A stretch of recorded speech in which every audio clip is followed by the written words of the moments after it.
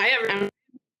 Thank you, D'Angela, for pulling this beautiful symposium together. I am so grateful for this panel. It was amazing.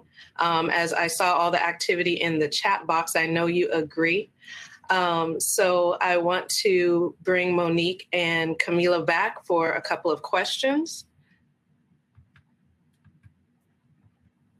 And first is for Kamilah. Kamilah, so when we discuss Prince and Black women, there are a lot of people who say that because of the women he dated, he was a colorist. Do you agree?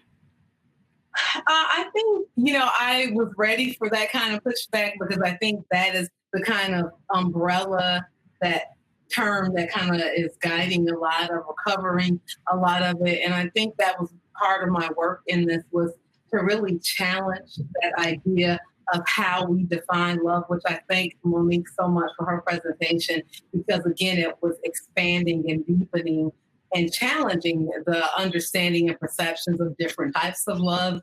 I think it's an oversimplification to just dismiss Prince as colorist because of the women he dated. And in my paper, or allegedly dated, because we know there was a lot of blurring of lines of reality with some of those relationships. And so what we do know is he married Manuela, who was a mixed race Black woman. He married Maite, who was Puerto Rican, and he dated Vanity, who was mixed race Black woman. And in the paper, I go into more detail with this, but there's a study that talks about how heterosexuals tend to date people who either look like them or their opposite gender parent. And if you look at Prince and those women, a lot of those women look like him. A lot of them look like his mother. Last night, Jill talked about this kind of Oedipal relationship with his mother, which was great to hear because it provided more context on it. So I think calling Prince a colorist because he dated women that looked like him and his mother. It's not like he's Eddie Murphy. The women that he was dating kind of followed this research that sorry, guys. Know me. But he wasn't, other people, those women don't look like them or their mothers. So I think it's an oversimplification with Prince. It's more complicated. Also, I think, and that was part of my work here, to challenge this notion of demonstrations of love, this future love Black women, because he's got a, stable of Black baby mamas. With Prince, I'm looking at this love in the way, as Milana Karanga said, he expanded possibilities for Black women. He devoted his time, his platform, his money, his creativity and talent. He invested it in these women. So that's part of the challenge also, to move away from this binary thinking about skin color with light-skinned people, and also to deepen, expand, and challenge our ideas around demonstrations of love. Thank you. Thank you so much. Monique, I have another question. Studying text about the lasting effects of systemic racial oppression, especially for the past few years. And I wondered if you could speak about that. And you were talking about the community of love, unapologetic love. And I think that Prince was known for that independence and ownership, focus on that. So I wondered if you can elaborate. Yeah, he, I think Prince in many ways sort of situated the reclamation of self as an act of love.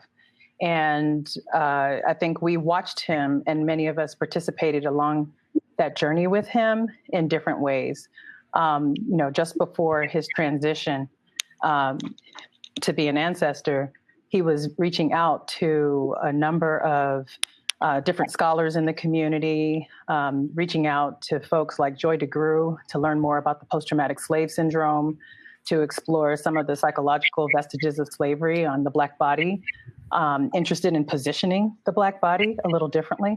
And, I think, when I was looking at Graffiti Bridge and having the opportunity to inform some of his connections with those scholars in that space, I think it was, definitely an experience to watch somebody that we always received as a brother in community, that we always recognized as someone who was in a fight against structures of oppression, be able to articulate and engage in some of the theoretical groundings that advance so much of the rhetoric and musical traditions that he was sharing with the world. So, I definitely see, in Graffiti Bridge, this unapologetic nature of him sort of situating in the plot. However, it sort of manifested in different stages of this. You see it present in the conversation, and that was absolutely, I think, intentional. Amazing.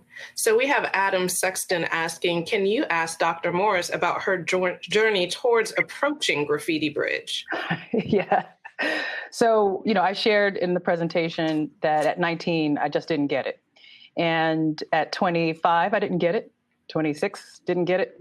Actually, I went to visit France, and the long trip between the US and France, I finally said, let me just sit with this film. And I was with my daughters, and we were heading to, France, and something clicked for me as I was watching it. And I think it was an intentional way to open myself to different messages in the film. So, once I could get past the obvious critiques of the film, it provided me with an opportunity to think through what is the core message of this film. What might we do if we dare to examine this through a lens that provides us with a maximum opportunity for healing? That's kind of been that's been driving a lot of my work for a while. And so, when I got to this space around, if I am applying this lens to just about everything that I do, let me watch this film a little differently, right? What does it mean to sit with this idea a little differently? And honestly, I said before, my favorite song on the soundtrack and on the album is Joy in Repetition. So hearing that over and over again, I actually engaged in that practice in watching the film over and over again to see if anything else could speak to me. And eventually, this is where I've landed. Thank you. We have C. Lee McInnes asking, can y'all discuss Under the Cherry Moon using an older Black woman as the face of fear to scare Christopher into the arms of love, which is the arms of a younger white woman? And go. I do not envy you. You want to take that one, Monique, or is that? I think that was for you. Love is the message. I think that's a good point. And one of the things, Under the Cherry Moon, again, we're at the height of Prince kind of crossover appeal. And as I was quoting the sociologist Porin, who said that identity is not fixed it's contextual and how it is a process that grows over time. And I think that we were still in the space of Prince playing those shade games and capitulating to kind of racist notions of beauty. So I, believe that was definitely something that was problematic, that imagery in Under the Cherry Moon, but also an image that stands out to me in Under the Cherry Moon, because a lot of people cite that one, is that if you look at the opening sequence of Under the Cherry Moon, where Prince is engaging with kids and talking, he passes a flower stand and he buys flowers for a Black woman. And he's a hustler in that film. He's taking money from women, but the only woman in the movie you see him spend his own money on is a Black woman, an identifiably Black woman. And so again, in challenging our perceptions, what we're seeing, how we're seeing it, and why we're seeing it, I wonder why no one ever mentions that scene when they talk about Under the Cherry Moon. It's always the scene with the older Black woman, which is problematic, And again, we got to call Prince on the carpet for capitulating to racism. As I said in my presentation, no one was immune. He, made himself biracial to appeal to those white supremacist ideologies that center whiteness. However, I just want to say that, again, the complexity and contradictions of Prince is that other scene is in, Under the Cherry Moon in the opening, and I never see people reference that. I think that's why we call this a journey, right? that oppression manifests in so many different ways, including the internalized ways. And so while we unpack the visual imagery that definitely leads us to, I think, a valid critique of those who are willing to position Black women as scary, we also have to honor the ways in which Black women are presented as elders and worthy of love. And so, I think overall we feel this tension in, throughout Prince's career.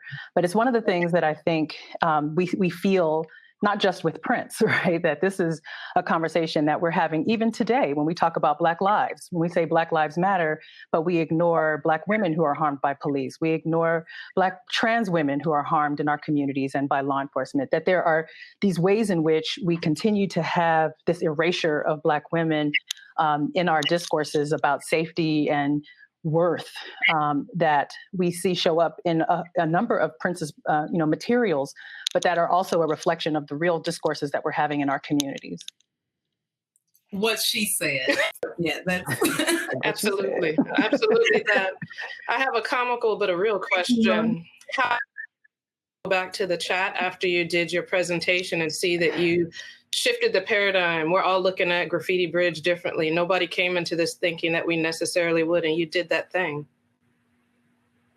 I mean, that's a big shift. I'm going to look at it different tonight. I'm excited about that. I think growth. I always say that revision and editing is the thinking person's game. Right, that if we're going to continue to grow, we have to go back and continue to edit and revise, work through it. It could be the academic in me, the writer in me that knows you have to continue to work through something. But I appreciate that folks are thinking about this film differently. I try to approach things differently each time I engage with them. So I think it's cool. From Van Jones said that Prince said Black people need their own conspiracy theory instead of putting all their plans on display. Monique Morris, what do you think about that? I think we definitely have conspiracy theories, some of which are rooted in real concerns and structures of inequality. I think that what I hear in that is just an actual appeal for us to engage our own radical imagination of what is possible.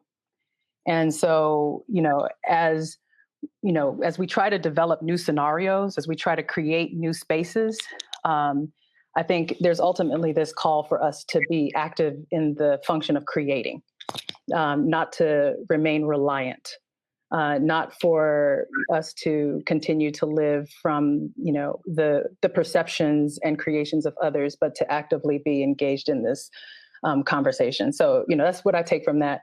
I'm not a massive conspiracy theorist myself. I think it's the Taurus in me that makes me just want to be grounded and fixed in a lot of ways. But I do engage in this radical imagination and this idea that we can construct new realities. And so that to me is what I find most appealing and what resonates with me most in that statement. Thank you all. Appreciate it. And the presentations were amazing, as you saw in the chats again. So Kamilah, Erica, I wanted to ask more about your book. You interviewed some amazing Prince people for your book, and I wanted to know if you could tell a bit of interesting and or funny stories that Prince fam may not have heard. One thing is Prince had a few Jehovah's Witnesses around him in the 80s, way before he made his own conversion. So some of them were practicing, some were not. So Jill Jones, her uncle Earl, also Brown Mark. But Harlan Austin, who was Prince's bodyguard, he was also a practicing Jehovah's Witness. And there are a couple stories that I really like that he told me. One was he was carrying a bunch of watchtowers in his bag, and he spilled them in front of Prince. And he said Prince just kind of looked at them and picked one up and said, they're still talking about what they always talk about. And he also Prince used to have a purple Bible in his office. And then Harlan said he would always turn it to Psalms 83:18.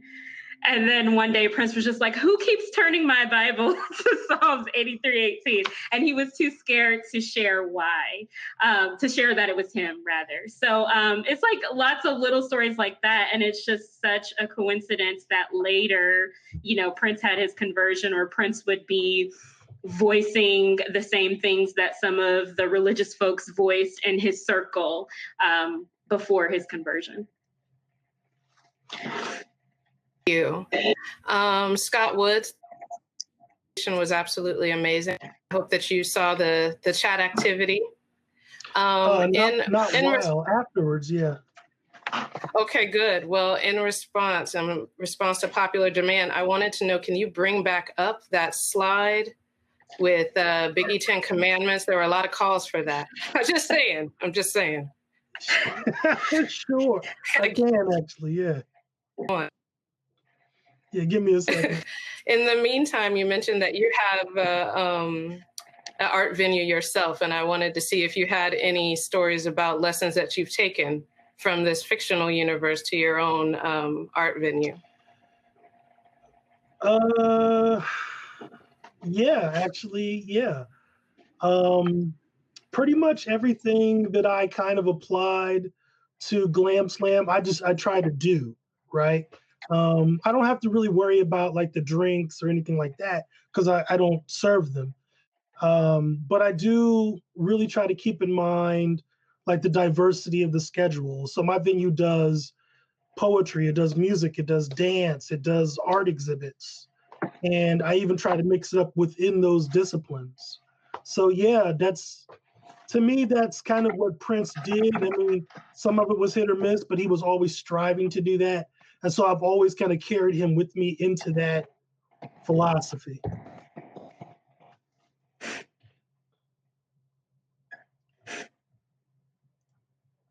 Fantastic. Erica, there were a lot of folks who were really saying that the different songs and the scriptural references was the first time that they were thinking about Graffiti Bridge that way. And I wanted to know if there was any other breakthroughs that you had while looking through and preparing for your book that weren't specifically shared in your presentation, but that you think folks would like to know before we get into the movie tonight. Yeah, Kamilah, she had an amazing presentation, and she mentioned that she had an essay in that Howard Journal. And I read that when it first came out, and there were a lot of pieces that talked about how Prince expanded his Blackness. He expanded like what it means to be Black. And that I had a breakthrough thinking about his spirituality and how he expanded what it meant to be a Christian.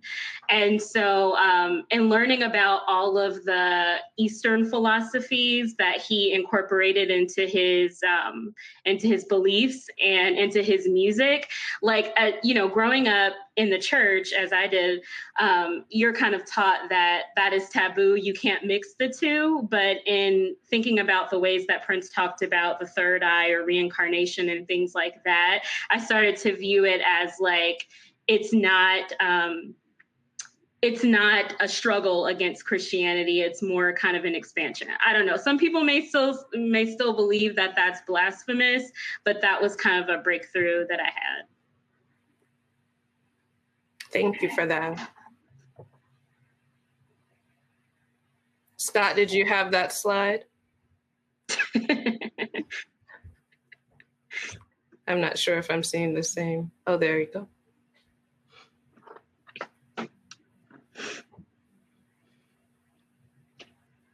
Do you want to walk us through what you might have said if you had a little bit more time? Well, I didn't really say anything about this slide in particular. I mostly kind of let this one speak for itself. Okay, well, screen grabs can happen. Mm-hmm. I just figure people will go back through it. I kind of threw a little stuff in there like that so they can go back through it. So yeah. And reflect, yes, absolutely. Okay, I think people got it.